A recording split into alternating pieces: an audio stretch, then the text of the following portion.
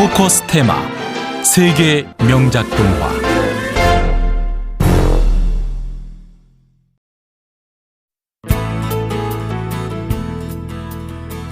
이솝 이야기 1.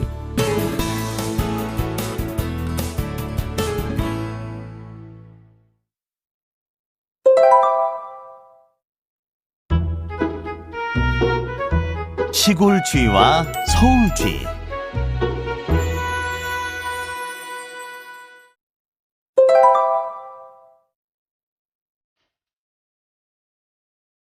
어느 날 시골에 사는 쥐가 서울에 사는 쥐를 자기 집으로 초대했어요.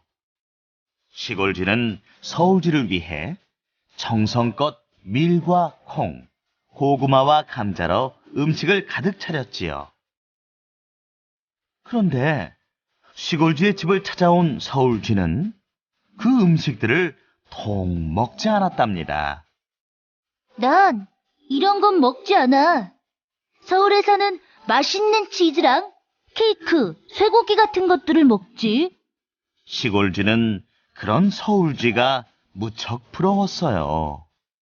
넌 서울에 살아서 참 좋겠다. 그러자 서울쥐가 말했어요. 그럼 나하고 같이 맛있는 음식을 먹으러 서울로 가자.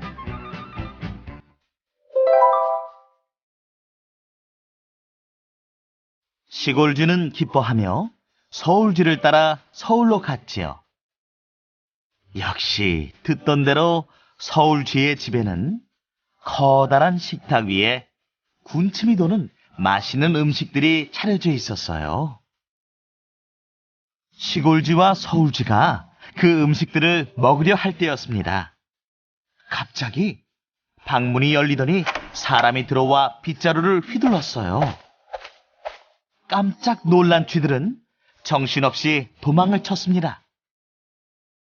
맛있는 음식도 좋지만 이렇게 먹는 것보다 마음 놓고 먹는 시골이 더 좋아. 난 시골로 돌아가야겠어. 안녕. 하고는 시골쥐는 시골로 돌아왔어요.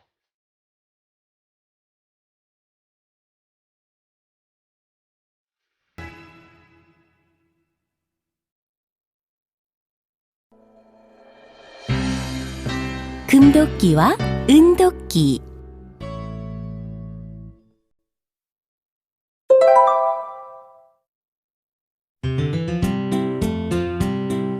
어느 호숫가에서 나무꾼이 도끼로 나무를 베고 있었어요. 그런데 그만 도끼가 손에서 미끄러져 호수에 빠졌어요. 그때 갑자기 산신령이 나타나 말했습니다. 이것이 내 도끼냐? 산신령은 금도끼와 은도끼를 보여주며 물었어요. 제 도끼는 그렇게 좋은 게 아니고 낡은 쇠도끼입니다. 산신령은 나무꾼이 정직하다며 쇠도끼를 찾아주었어요. 그러고는 나무꾼에게 금도끼와 은도끼도 주었답니다.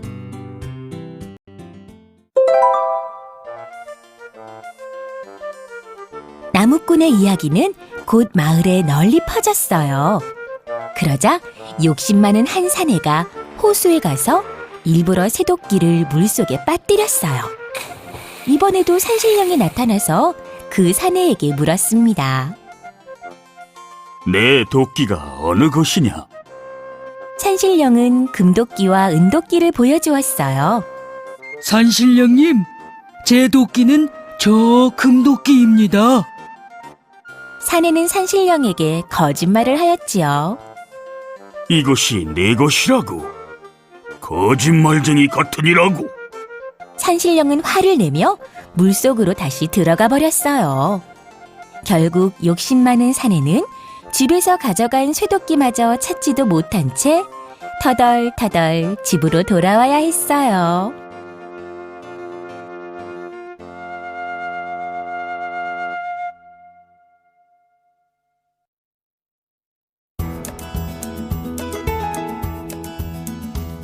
나그네와 곰.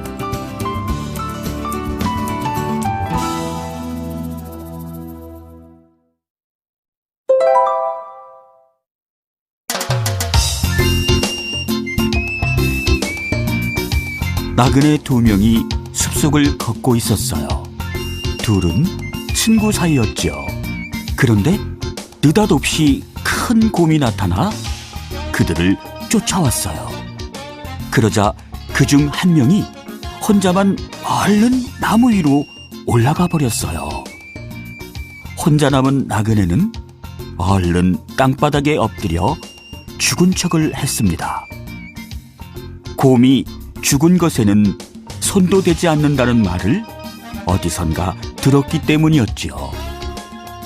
곰은 나무에 올라간 나그네를 쳐다보고는 엎드려 있는 나그네에게 다가갔어요.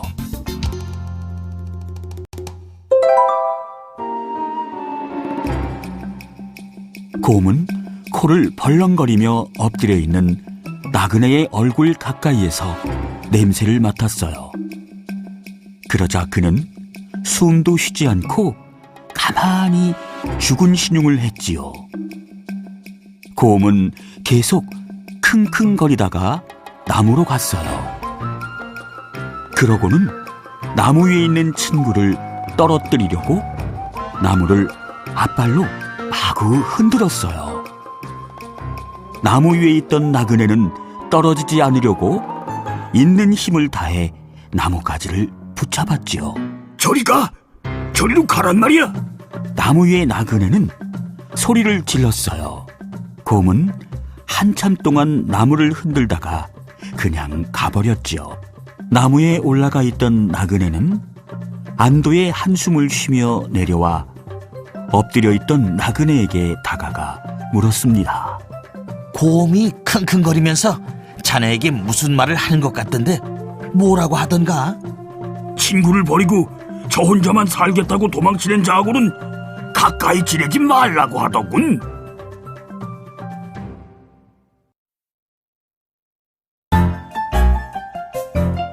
토끼와 거북.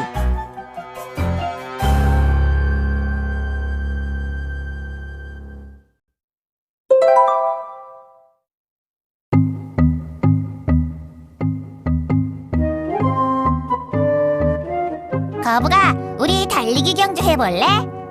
토끼가 낮잠을 자려던 거북에게 다가와 말했어요. 싫어. 난 잠이나 잘래.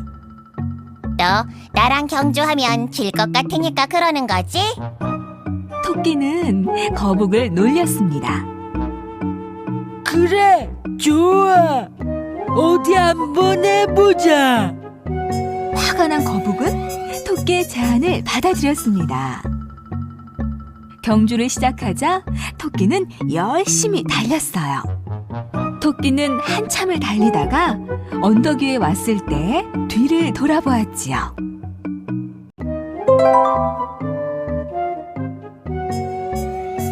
거북은 저 멀리 산기슭에서 느릿느릿 기어오고 있었어요.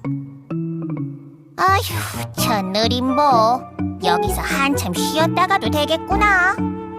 토끼는 안심을 하고 나무 그늘에 누웠어요. 그러다가 토끼는 그만 잠이 들고 말았지요.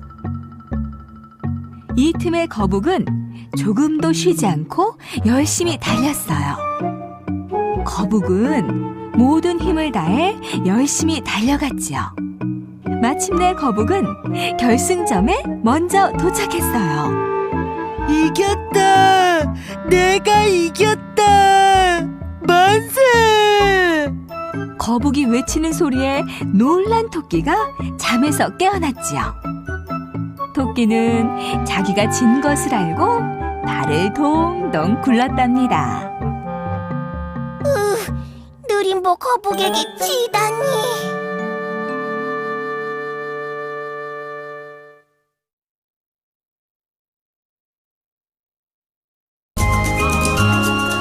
말과 당나귀.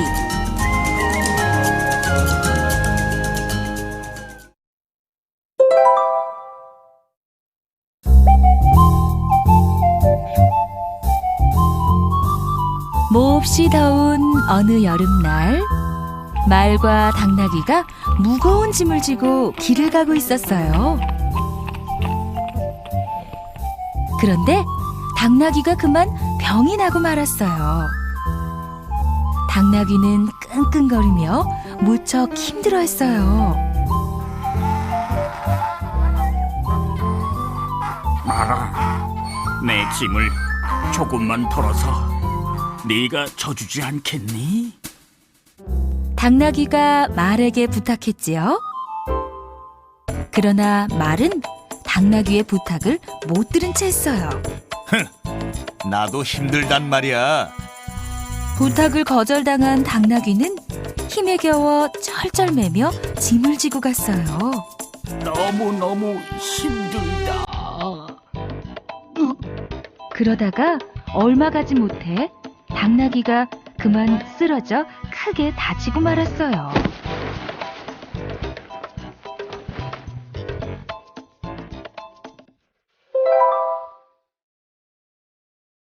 그러자 주인은 당나귀가 지고 가던 짐을 모두 말의 등에 옮겨 실었습니다. 아이고 힘들어. 아이고 등짝이야. 당나귀의 짐까지 실리자 말은 등이 아프고 걷지 못할 정도로 힘이 들었어요. 하지만 주인은 콧노래를 부르며 걸어갔어요. 아이고 이렇게 될 줄 알았으면 당나귀가 부탁할 때 들어줄 걸 그랬어. 말은 뒤늦게 후회하면서 무척 힘들어하며 길을 갔답니다.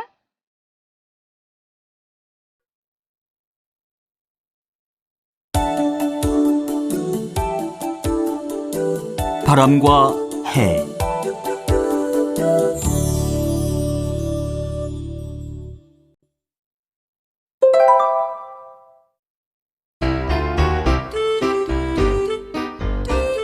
어느 날 바람과 해가 서로 자신이 잘났다고 힘자랑을 하고 있었어요.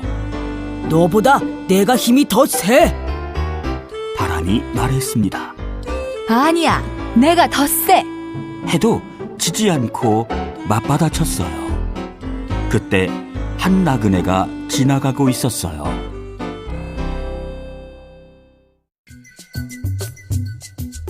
그럼 저 나그네의 옷을 벗기면 이기는 것으로 하자. 해와 바람은 내기를 걸었어요. 좋았어. 그거야 누워서 떡 먹기지. 먼저 바람이 나그네에게 센 바람을 퍼부었지요.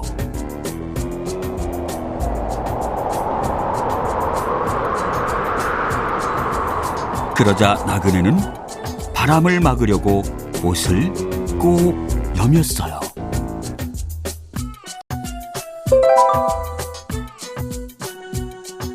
좋아, 다시 해보자. 바람은 더욱 세차게 불었어요. 아이고 추워라. 나그네는 추워서 더욱더 옷을 감쌌습니다. 어휴, 이젠 지쳤다. 결국 바람은 지쳐서 두 손을 들고 말았어요.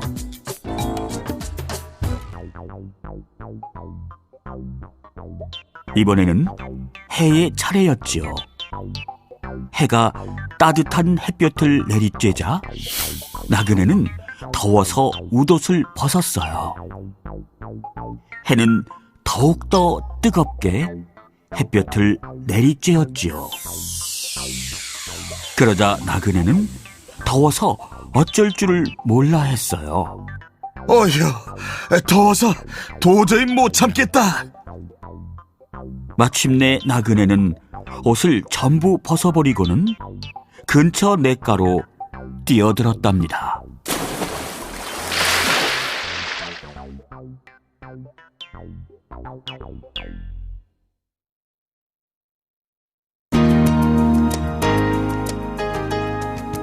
비겁한 닭쥐.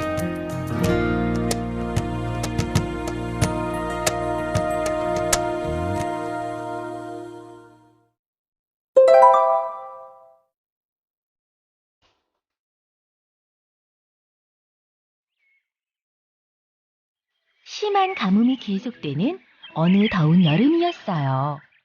가뭄 때문에 동물 마을에서는 먹이가 점점 귀해져서 서로 먹이를 빼앗으려다가 전쟁이 벌어졌어요. 결국 땅 위에 사는 짐승과 하늘의 새들이 편을 갈라 온 힘을 다해 싸우게 되었지요. 그런데 박쥐는 구경만 하였어요. 어느 쪽이 이길까? 땅 위의 짐승들이 크게 이겼을 때였어요. 박쥐가 짐승들의 왕인 사자를 찾아가 말했어요. 저는 쥐하고 똑같이 생겼으니까 짐승이지요. 그래, 너도 짐승이니까 우리 편이지. 사자는 자기 편이 하나라도 더 필요했기 때문에 박쥐를 짐승 편에 넣어주었어요.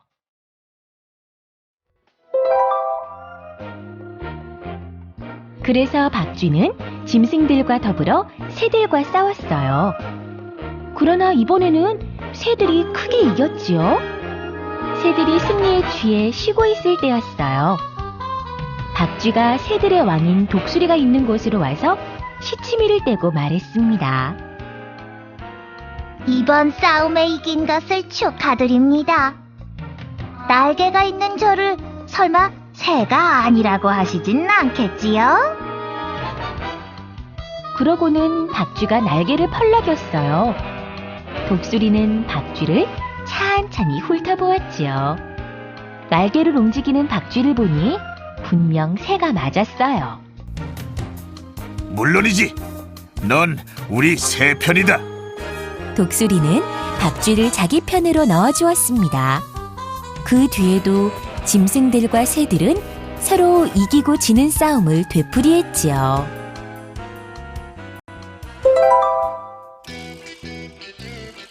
그때마다 박쥐는 이긴 편에 끼려고 이 편 저 편을 왔다 갔다 하였어요. 그런데 오랜 싸움에 지친 짐승들과 새들은 서로 화해를 하기로 하였지요. 마침내 긴 싸움은 끝이 났습니다. 그리하여 박쥐의 비겁한 행동이 짐승과 새들에게 모두 밝혀지게 되었어요. 몹시 화가 난 짐승들과 새들은 박쥐를 아주 멀리 쫓아버렸지요. 그 뒤로 박쥐는 낮에는 굴 속 깊이 숨어 있다가 밤이 되면 날아다니게 되었답니다.